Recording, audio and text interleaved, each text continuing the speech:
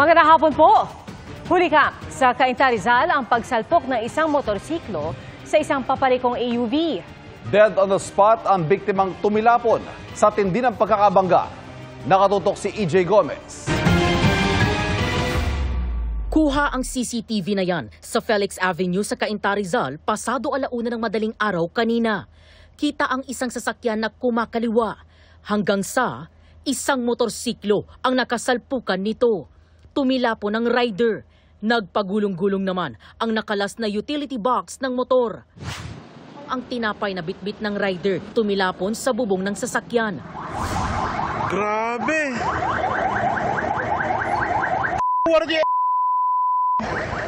Dead on the spot ang 41 anyos na rider. Kwento ng saksing tumangging humarap sa kamera. Kasabay ko kasi kanina dyan sa stoplight.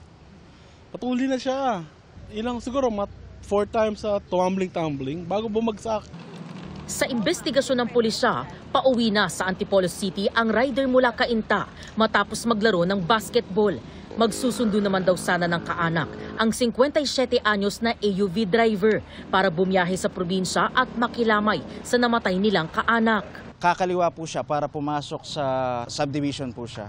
Nung pakaliwa siya, moderate lang yung takbo. So kung takbo ng motorcycle, kung hindi siya ganong katulin, makakapag-sudden brake siya at ma-prevent yung collision. Tumangging magbigay ng pahayag ang mga kaanak ng nasawing rider. Nasa kustodiya na ng Cainta Police ang AUV driver. Kasi nagulat din po ako. Sobrang bilis niya. Ano po? Sobrang bilis. Nakakalungkot. Wala naman po akong masamang intention. Aksidente po talaga. Maharap ang driver sa kasong reckless imprudence resulting to homicide and damage to property. Para sa GMA Integrated News, EJ Gomez, nakatutok 24 oras. Mas malaki pa raw sa pork barrel noon ang nadiskubre ni Senate President Pro Tempore Panfilo Lacson. Mahigit 100 bilyong piso ang isiningit raw o yung mga insertions sa national budget ngayong 2025 ng halos lahat anya ng mga senador sa 19th Congress. Nakatutok si Mav Gonzalez. Nagulat daw si Senate President Pro Tempore Ping Lacson na sa 2025 General Appropriations Act, mahigit 100 bilyong piso aniya ang insertions o isiningit ng halos lahat ng senador ng 19th Congress. Individual insertions daw ito na naka-FLR o for later release. Hindi pa raw siya nakakita ng ganito kalaking halaga. Noon daw kasi, nasa daang-daang milyong piso lang ang Priority Development Assistance Fund o PDAF na mas kilala bilang pork barrel bago ito ideklarang unconstitutional. Sabi ni Lacson, hindi pa niya nakikita ang buong listahan ng mga kongresistang nagsingit din sa budget pero mahaba rin aniya ito. Pwede raw niyang tanungin sa budget deliberation kung bakit ito pinayagan, kung ilan sa mga insertion ang na-release at paano ito ipinatupad. Giit ni Lacson, bagamat hindi naman agad-agad masasabing iligal ang mga budget insertion o amendment, nakukwestiyon ito, lalo kung umabot ang individual insertion ng 5 hanggang 9 bilyong piso. Nanawagan din ang senador sa mga kapwa mambabatas na iwasan ang paggamit ng tinatawag na leadership fund sa DPWH, na nagbibigay daan para makapagsingit ng proyekto ang mga senador at kongresista kahit sa National Expenditure Program o NEP. Samantala, may mga senador na nababahala sa affidavit ni Orly Gutesa, ang dating security aide ni Congressman Zaldico, na nag-deliver umano ng mali-maletang pera kinako at dating House Speaker Martin Romualdez. Bukod kasi sa hindi pagsipot sa pulong niya sa Justice Secretary, pinasinungalingan ng 2 dating kasamahan niya ang kanyang pahayag. Itinanggi rin ng nakapirmang notaryo na si Attorney Peshi Rose Espera na siya ang nagnotaryo at tumulong maghanda sa salaysay ni Gutesa. Sabi ni Lacson, makakatulong ang Manila Regional Trial Court na lutasin ang misteryo ng kontrobersyal na affidavit ni Gutesa. Sabi ni Senador Rodante Marcoleta na nagpakilala kay Gutesa sa Senate Blue Ribbon Committee, walang epekto sa salaysay ni Gutesa ang anumang problema sa pagnotaryo sa affidavit dahil binasa niya ito sa pagdinig.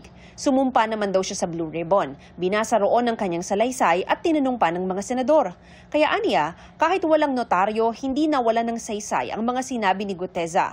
Pwede naman daw ipanotaryo muli ni Gutesa ang affidavit niya para mawala ang duda ng mga tao. Tingin ni Marcoleta, may kredibilidad bilang testigo si Gutesa dahil tinest niya ito at pinagtatanong sa mga sinabi niya, partikular sa mga umaning maleta ng pera. Taliwas naman ang pananaw ni Senador Erwin Tulfo na may duda raw kay Guteza. Lalo pa raw nang itanggi ng notaryo na pinirmahan niya ang affidavit nito. Ngayon nga po, nawawala si Mr. Guteza. Hindi na nga makita po, hindi na po matagpuan. Medyo, kaya at this point, medyo nakakapagduda. Gusto ko nga may isang hearing pa po para matawag yung tao na yon, ma-course examine ho natin, para matanong lang ho natin, sino ba ang nagturo sa'yo? Dagdag ni Tulfo, magandang makuha rin ang CCTV footages mula sa pinagdalhan umanong exclusive subdivision. Pero ang eleksyon daw rito, dapat suriin muna ang mga testigo bago pa harapin sa pagdinig. Para sa GMA Integrated News, Mav Gonzalez, nakatutok, 24 oras. Bukod sa Oriental Mindoro, bugbog sarado rin sa Bagyong Opong ang Occidental Mindoro, kung saan isang namatay. Nakatutok si Bea Pinlac. Nagmistulang dagat ang kalsadang ito sa San Jose Occidental Mindoro dahil sa bahang dulot ng pananalasa ng Bagyong Opong. Usad pagong ang mga sasakyan. May tumirik pang tricycle sa gitna ng daan. Yung sa San Jose lang po, yung sa Labangan po, hindi pa din naman daw po siya humuhupa, pero nadadaanan naman na daw po. Sa tala ng Local Disaster Risk Reduction and Management Office ng Occidental Mindoro, isang lalaking edad 51 ang nasawi at 3 ang sugatan dahil sa bagyo. Ililigtas niya po sana yung dalawa niyang anak na nandun po sa bangka, pa-approach ng seashore. Nga lang po ay sa lakas po ng alon, yun po yung nag-cause ng drowning niya po. Sa Sablayan, nailigtas ng mga otoridad ang 5 crew ng isang bangkang inanod ng malakas na alon at hangin noong Biyernes ng hapon. Ayon sa Philippine Coast Guard, lumangoy ang 5 crew patungo sa Pandan Island sa kasagsagan ng bagyo. Ligtas din ang mga sakay ng fishing vessel na sumadsad naman malapit sa baybayin ng Paluan. Ayon sa PCG, hindi ito nagdulot ng oil spill sa dagat. Mahigit 5,000 pamilya o halos 18,000 individual ang apektado ng Bagyong Opong sa Occidental Mindoro. Di bababa sa 50 milyong piso ang pinsala sa agrikultura ng probinsya. Sa Oriental Mindoro naman, napinsala ng bagyo ang isang high school sa bayan ng Bungabong. Nabuwal din ang ilang puno at lumaylay ang mga kawad. Lagpas 50,000 pamilya na o mahigit 160,000 individual ang nasalanta ng Bagyong Opong sa probinsya. Umakyat na sa 4 na po ang sugatan. Hinahanap pa rin ang 2 nawawalang mangingisda sa bayan ng Mansalay. Lumobo na sa halos kalahating bilyong piso ang halaga ng pinsala sa agrikultura dito sa Oriental Mindoro at halos 150 million pesos naman sa kanilang infrastruktura. Para sa GMA Integrated News, Bea Pinlac, nakatutok 24 oras.